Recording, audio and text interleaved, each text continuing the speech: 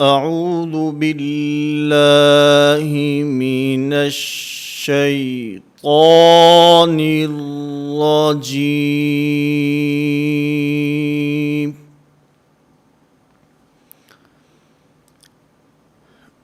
بسم اللہ الرحمن الرحیم۔ نورانی قاعدہ کی تختی نمبر 14۔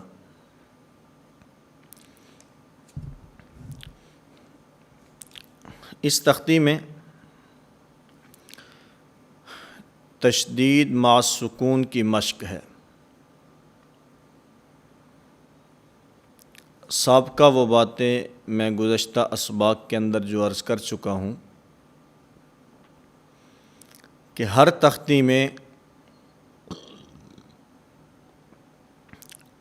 مخرج کی ادائیگی کا خیال رکھنا ہے، حروف کی صفات کا خیال رکھنا ہے، اسی طرح حرکات کی ادائیگی کا خیال رکھنا ہے، حروف مدہ، حروف لین، ان کی مقدار کا خیال رکھتے ہوئے ان کو ادا کرنا ہے۔ اس کے ساتھ ساتھ تشدید ہے تو اس میں مضبوطی، جماؤ اور ٹھہراؤ ہونا چاہیے، اور اسی طرح سکون والا حرف جو ساکن ہوتا ہے، جس پر جزم اور چھوٹی سی دال لکھی ہوتی ہے، اس کو ادا کرتے ہوئے حروف قلقلہ میں قلقلہ کرنا ہے،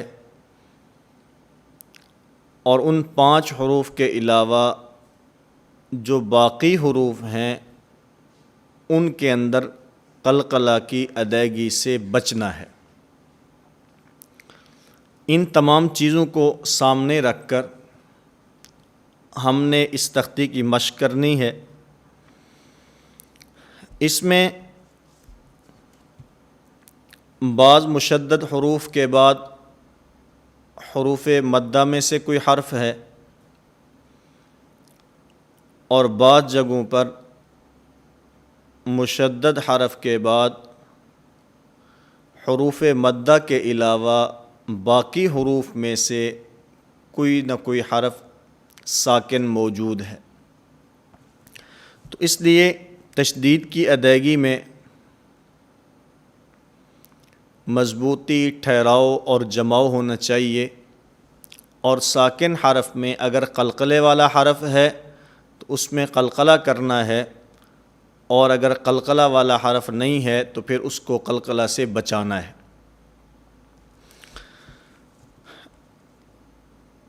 مروا جو پہلا کلمہ ہے، اب اس میں را مشدد ہے، ایک تو اس میں ٹھہراؤ، مضبوطی اور جماؤ ہونا چاہیے، اور اس کے ساتھ ساتھ اس را کو پر اور موٹا پڑھنا ہے، اس لیے کہ کل کے سبق میں یہ بات میں عرض کر چکا ہوں کہ را مشدد ایک حرف کے حکم میں ہوتی ہے، اور موٹا اور باریک ہونے میں اپنی حرکت کے تابع ہوتی ہے۔ اگر اس کے اوپر فتح یا ضمہ ہو، یعنی زبر یا پیش ہوگا تو یہ پر ہوگی، اور اگر کسرہ یعنی اس پر زیر ہو تو پھر اس صورت میں را باریک پڑھی جاتی ہے۔ ربی، یہ جو میں اشارہ کر رہا ہوں ہاتھ کی انگلی کے ساتھ، یہ تشدید کی مضبوطی، ٹھہراؤ اور جماؤ کے لیے ہے۔ اگر بچے کو آپ اشارے کے ساتھ اس طرح پڑھائیں گے تو اس صورت میں اب بچہ ہے، چھوٹا ہے، ٹھہراؤ، مضبوطی، جماؤ اس کو نہیں سمجھتا۔ آپ اس کو اشارے کے ساتھ پڑھائیں گے، بھئی بچے جب شد والا حرف ہو تو اس کو اس طرح پڑھنا ہے، تھوڑا سا اس کے اندر ٹھہرنا ہے. اشارے کے ساتھ پڑھائیں گے تو بچہ جس وقت تشدید والا حرف بغیر ٹھہراؤ اور مضبوطی کے پڑھے گا تو اس میں اشارہ نہیں ہوگا، اور اگر اشارہ کرے گا تو پھر ٹھہراؤ اور مضبوطی بھی اس کے اندر آئے گی. تو اس لیے بچے کو سمجھانے کے لیے اشارے کے ساتھ بھی اس کو پڑھایا جا سکتا ہے. مدت، مدت،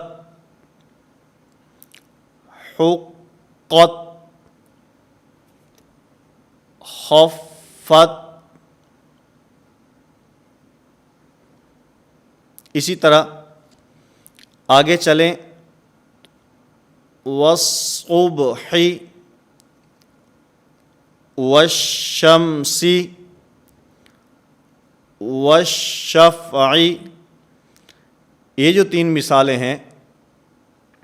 اسی طرح آگے بالصبر. کل کے سبق میں بھی یہ بات آ چکی ہے کہ لام تعریف کے بعد اگر حروف شمسیہ جو کہ 14 ہیں، ان حروف میں سے کوئی حرف آئے گا تو وہاں پر پہلے حرف کا دوسرے حرف میں ادغام ہوگا، یعنی ان کو ملا کر پڑھا جائے گا، درمیان میں لام تعریف نہیں پڑھا جائے گا. اور اگر لام تعریف کے بعد حروف قمریہ جو کہ 14 ہیں، ان حروف میں سے کوئی حرف آئے گا تو وہاں پر لام تعریف کے ساتھ پڑھا جائے گا. وہاں پہلے حرف کا لام تعریف کے بعد والے حرف میں ادغام نہیں ہوگا، اس کو ملا کر نہیں پڑھا جائے گا.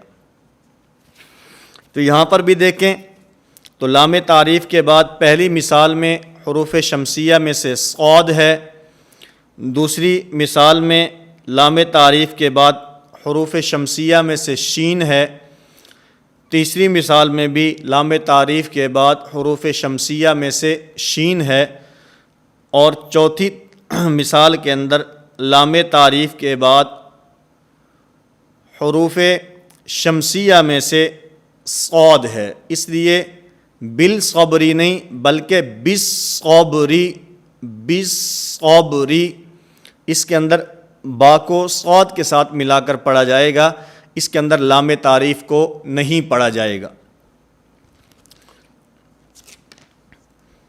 اسی طرح آگے اور بھی اس کی مثالیں موجود ہیں. بہرحال اس تختی کی مشق میں ہم نے اس بات کو ذہن نشین کر لینا ہے کہ یہاں اصل مشق تو تشدید مع سکون کی ہے. شد والے حرف کو، تشدید والے حرف کو ہم نے ٹھہراؤ، مضبوطی اور جمع کے ساتھ ادا کرنا ہے، اور اس کے ساتھ ساتھ سکون میں حروف قلقلہ میں سے کوئی حرف ہوگا تو وہاں قلقلہ ہوگا، اور اگر قلقلہ میں سے نہیں ہے تو پھر اس کو قلقلہ سے بچانا ہوگا. اور اس کے ساتھ ساتھ باقی وہی باتیں، اس میں مخارج کا خیال رکھیں، اس میں صفات کا خیال رکھیں، اس میں حرکات کی ادائیگی کا خیال رکھیں. ان تمام چیزوں کو ملحوظ خاطر رکھ کر اس تختی کی مشق کریں. تختی نمبر 15، تشدید مع تشدید، یعنی تختی نمبر 14 میں تشدید کے بعد ساکن حرف، تشدید مع سکون اس کی مشق تھی. اور یہاں پر اس تختی میں تختی نمبر 15 کے اندر تشدید مع تشدید، یعنی پہلے حرف پر بھی تشدید اور اس کے ساتھ والے حرف کے اوپر بھی تشدید ہوگی. اور اس کے اندر جب تشدید مع تشدید ہو تو عموماً جو ممکنہ غلطی ہے وہ یہ ہوتی ہے کہ اس کے اندر جو دوسری شد ہے کبھی پہلی شد رہ جاتی ہے، کبھی دوسری شد رہ جاتی ہے. یعنی جب 2 شد والے حروف اکٹھے ہو جائیں اس میں ایک حرف کی شد پڑی جاتی ہے، اور ممکنہ غلطی میں سے غلطی یہ ہے کہ اس کے اندر عموماً ایک شد وہ رہ جاتی ہے. تو اس لیے اس تختی کی مشق کرتے ہوئے ہم نے اس بات کو ذہن نشین کرنا ہے کہ ہم نے اگر 2 شد والے حرف موجود ہیں، ایسے 2 حرف اکٹھے ہیں جن کے اوپر تشدید موجود ہے، ان دونوں کو ادا کرتے ہوئے مضبوطی، جماؤ اور ٹھہراؤ کے ساتھ ادا کرنا ہے۔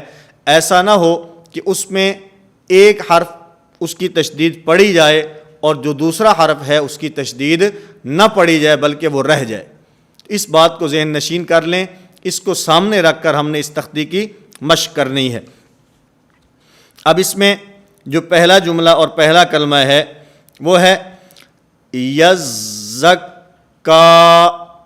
یزکا۔ اب اس میں زا کے اوپر بھی شد ہے اور اسی طرح کاف کے اوپر بھی شد ہے، اور عموماً جب دھیان نہ ہو، توجہ نہ ہو تو اس کو یزکا پڑھ دیتے ہیں، یزکا۔ اسی طرح جو اگلا حرف ہے یذکرو، یذکرو، اس میں یذکرو، یذکرو۔ اب اس میں دونوں آپ دیکھیں تو پہلی تشدید جو پہلے حرف کے اوپر موجود ہے وہ ادا نہیں ہو رہی اور دوسرے حرف کی شد جو ہے وہ پڑھی جا رہی ہے، تو اس لیے اس ممکنہ غلطی کو ذہن نشین فرما لیں۔ اس کو سامنے رکھ کر ہم نے اس تختی کی مشق کرنی ہے۔ جب دو حروف شد والے اکٹھے ہوں تو دونوں کے اندر مضبوطی، ٹھہراؤ اور جماؤ ہونا چاہیے۔ ایسا نہ ہو کہ ایک حرف کی تشدید ادا ہو جائے اور دوسرے حرف کی تشدید رہ جائے۔ اسی طرح جو تیسری مثال ہے اس تختی میں، عمومی طور پر یہ کسی کا نام ہوتا ہے، اور کیونکہ ایک عادت سی بنی ہوتی ہے، لینگویج کی غلطی ہے، عرف عام کے اندر اسی طرح چلتا ہے، اس لیے جب قرآن کریم کی تلاوت ہوتی ہے تو عموماً توجہ نہ ہونے کی وجہ سے، عادت کے پڑھ جانے کی وجہ سے یہاں پر بھی یہ غلطی ہوتی ہے اور یہاں پر یہ شد رہ جاتی ہے۔ مثال کے طور پر جو یہ مثال ہے المدثر، اب کسی کا نام ہے تو ہم کیا کہتے ہیں؟ مدثر، مدثر۔ اسی طرح جو اگلی مثال ہے مزمل، مزمل۔ اور قرآن کریم میں آپ تلاوت کریں تو یا ایھا المزمل، یا ایھا المدثر، اس میں دونوں حروف جو ہیں دال اور ثا، اور دوسری مثال کے اندر زا اور میم، ان دونوں کے اوپر تشدید ہے، تو لہٰذا ان کو ادا کرتے ہوئے اس میں لینگویج کی غلطی نہیں کرنی بلکہ قرآن کریم پڑھتے ہوئے ہم نے توجہ اور دھیان کے ساتھ پڑھنا ہے تاکہ ہماری لینگویج کی جو غلطی ہے وہ یہاں قرآن کریم کی تلاوت کے اندر بھی نہ ہو جائے۔ المدثر، المزمل۔ اسی طرح آگے دو جملے ہیں ان الذین الا الذین، اس کے اندر بھی عموماً ایسے ہوتا ہے کہ اس میں جو دوسری شد ہے وہ رہ جاتی ہے۔ جو پہلی چار مثالیں میں نے آپ کی خدمت میں پیش کی، اس کے اندر عموماً پہلی شد رہ جاتی ہے، یزکا، یذکرو، مدثر، مزمل، پہلی شد رہ جاتی ہے، اور اگلی دو مثالوں میں عموماً دوسری شد رہ جاتی ہے، ان الذین الا الذین۔ اب اس میں جو لام کے اوپر شد موجود ہے اس کے اوپر ٹھہراؤ، مضبوطی اور جماؤ نہیں ہوتا، تو اس لیے اس بات کو مد نظر رکھتے ہوئے ہم اس کی مشق کریں کہ دونوں حروف کے اوپر جو شد موجود ہے اس میں پہلی شد کے اندر بھی مضبوطی، جماؤ اور ٹھہراؤ کے ساتھ اس کو ادا کرنا ہے، اور جو دوسری شد ہے اس کے اندر بھی مضبوطی، ٹھہراؤ اور جماؤ ہونا چاہیے۔ ایسا نہ ہو کہ ایک شد ہماری ادا ہو اور دوسری شد کی طرف ہمارا دھیان نہ ہو، جس کی وجہ سے اس کے اندر مضبوطی، ٹھہراؤ اور جماؤ نہ ہو سکے۔ دونوں تشدید والے حرف، دونوں شد والے جو حرف ہیں ان کو خوب ٹھہراؤ، مضبوطی اور جماؤ کے ساتھ ادا کرنا ہے۔ اسی طرح اس تختی کی جو آخری مثال ہے فعال لما یرید، اس میں عین کے اندر صفت توسط پائی جاتی ہے، اور توسط کی جو صفت ہے اس میں شدت کی طرح سختی بھی نہیں ہوتی اور رخوت کی طرح بالکل نرمی بھی نہیں ہوتی۔ اس کو نرم کر کے الف بھی نہیں بنانا اور سخت کر کے حمزہ بھی نہیں بنانا۔ فعال لی، اب یہاں پر یہ حمزہ بن گیا، عین نہیں رہا۔ اس میں صفت شدت کی آ چکی ہے، اس میں توسط ادا نہیں ہو رہا۔ توسط کو ادا کرتے ہوئے کچھ نرمی اور کچھ سختی، کیونکہ شدت میں سختی ہے، رخوت میں نرمی ہے، اور جو توسط ہے یہ درمیان میں ہے۔ کچھ اس میں شدت ہوتی ہے، کچھ اس میں رخوت ہوتی ہے۔ شدت کی وجہ سے اس میں کچھ سختی آتی ہے اور رخوت کی وجہ سے اس میں کچھ نرمی آتی ہے، لہذا اس کو ادا کرتے ہوئے عین کو صحیح اپنے مخرج سے اور صفت توسط کا خیال رکھتے ہوئے ادا کرنا ہے۔ فعال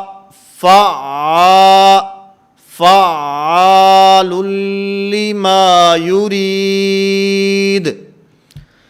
ان تمام باتوں کو سامنے رکھتے ہوئے ہم نے مخرج کی ادائیگی بھی درست کرنی ہے، صفات کا بھی خیال رکھنا ہے، حرکات کی ادائیگی بھی درست کرنی ہے۔ اسی طرح اس کے اندر تشدید والے حرف کو مضبوطی، جماؤ اور ٹھہراؤ کے ساتھ ادا کرنا ہے، اور سکون والے حرف کو اگر حروف قلقلہ میں سے ہے تو قلقلہ کے ساتھ ادا کرنا ہے، اور اگر حروف قلقلہ میں سے نہیں ہے تو پھر اس کو قلقلہ سے بچانا ہے۔ آخر میں آپ حضرات کی خدمت میں سورۃ النصر کی تلاوت بطور مشق کے پیش کرتا ہوں۔ آپ تمام حضرات اس کے مطابق مشق فرمائیں اور اپنا قرآن کریم صحیح تجوید کے مطابق کرنے کی کوشش فرمائیں۔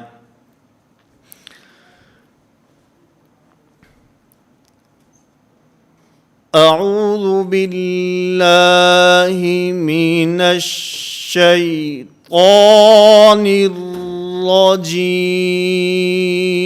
الرجیم۔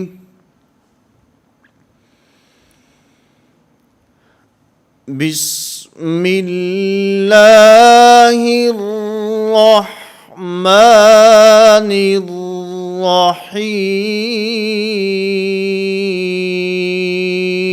الرحیم۔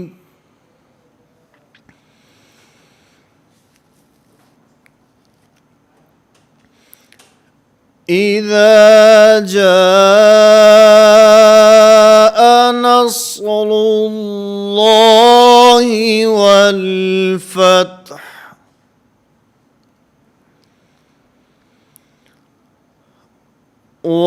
ورأيت الناس يدخلون في دين الله أفواجا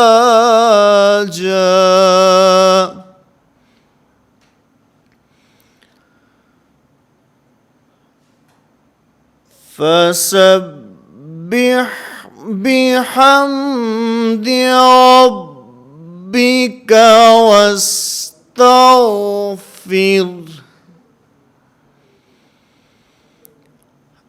إنه كان توابا۔